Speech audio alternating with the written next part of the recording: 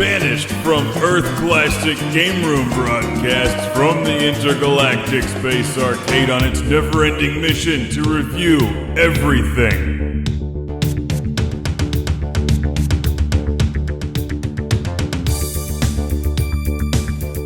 Welcome to Classic Game Room. It's time to put the youngins to bed because this review features Atari nudity. It's PORKY'S for the Atari 2600. Who needs the internet when you have Atari?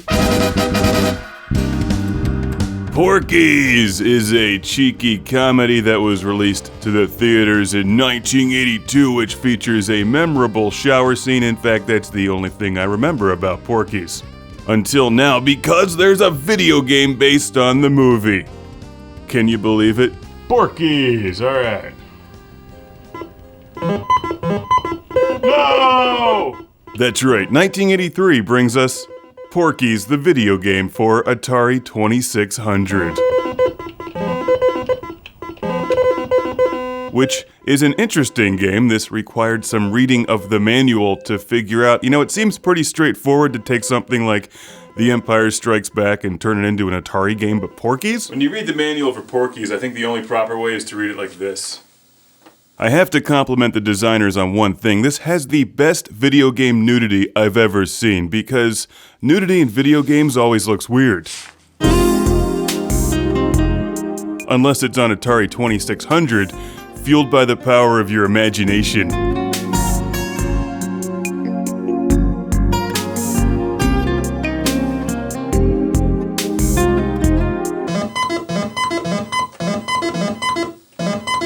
No! You've gotten run over by the guys from Journey. But that's where the game development genius ends, because the rest of PORKY'S, the video game, is terrible. But still better than one might expect. Make sure you read the instructions before you play this game, but let's be honest, you're not going to play this game. And nor should you, because that's time that could be better spent playing Yar's Revenge or countless other games which are far superior on Atari 2600, but I still find this one kind of interesting. I've made it to PORKY'S! Now what? Are there free drinks? Because they took something that shouldn't have been made into a game and made it into a game anyway. Nope, but there is pain and suffering. It's not a good bar. I imagine they only sold 5 copies of this game, so I'm thrilled that one of them arrived here at the Intergalactic Space Arcade still in its packaging, which looks great.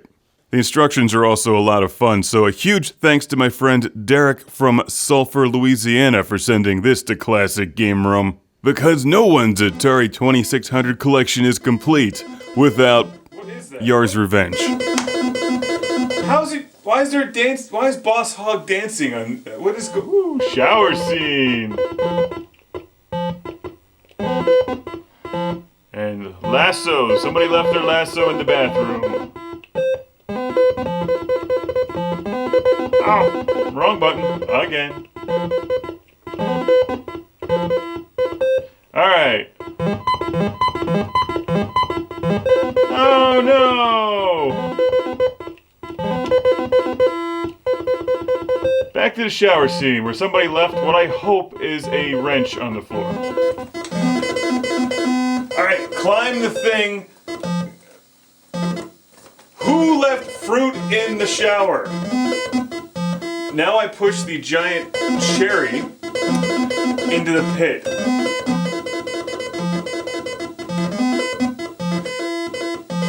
Can you guys see this? Like, I know this game is nearly impossible to record, but I just pushed a giant cherry into the pit in the shower scene. Alright, now, how do I explain this game? At first, you have to cross the road like Frogger, but you're not going to, so you'll get run over and sent to the swamp. No! I just got run over by a car. Where you have to pole vault your way over the swamp up to the part where you get the thing that looks like a cursor, which is actually a brick, and build a wall to climb out of the swamp. Somebody has left a trident in the shower. Oh no!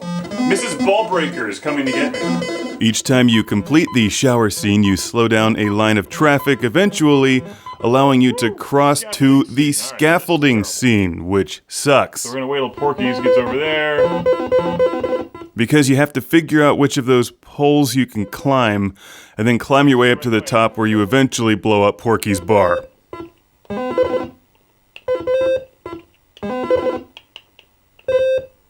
Blow up the bar!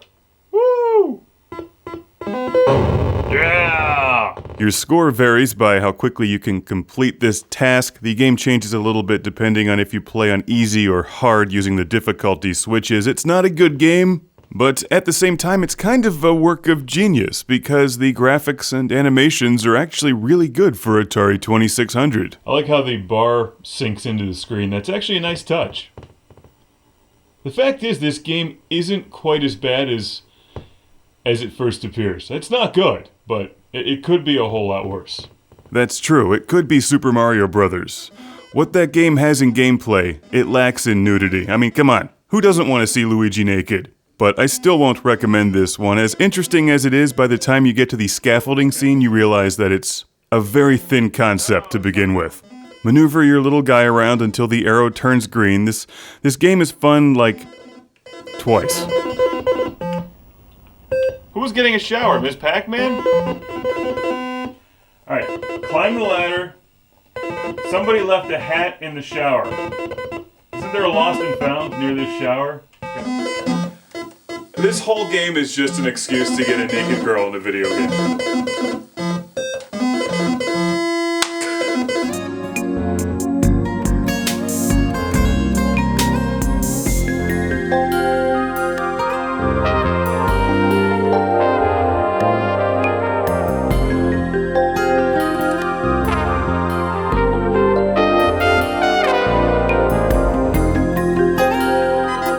So it's like Frogger, except with a shower scene.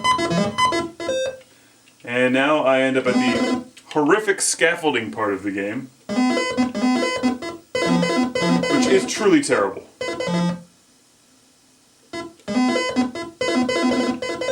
That's the one.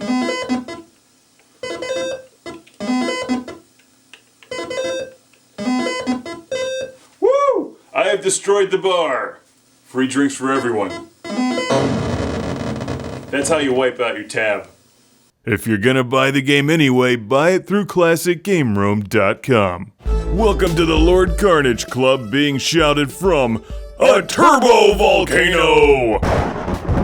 Let's thank these Patreon backers, starting with Jeff Breyer. Derek Langley. Michael and Ariana Nelson. Michael Fernandez. Steven Chucknick. Al Stever. Rick DeBarros. Jason Goy. Sergio Matthias Hergert. Chip Sankbale. Busy Signal. Sean Zoltek. Philip Straubenmuller. Jack Stavris. Ohad Kane. Ian Shore. You sure are awesome. And Tiago Pereira dos Santos Silva. Tiago Pereira dos Santos Silva.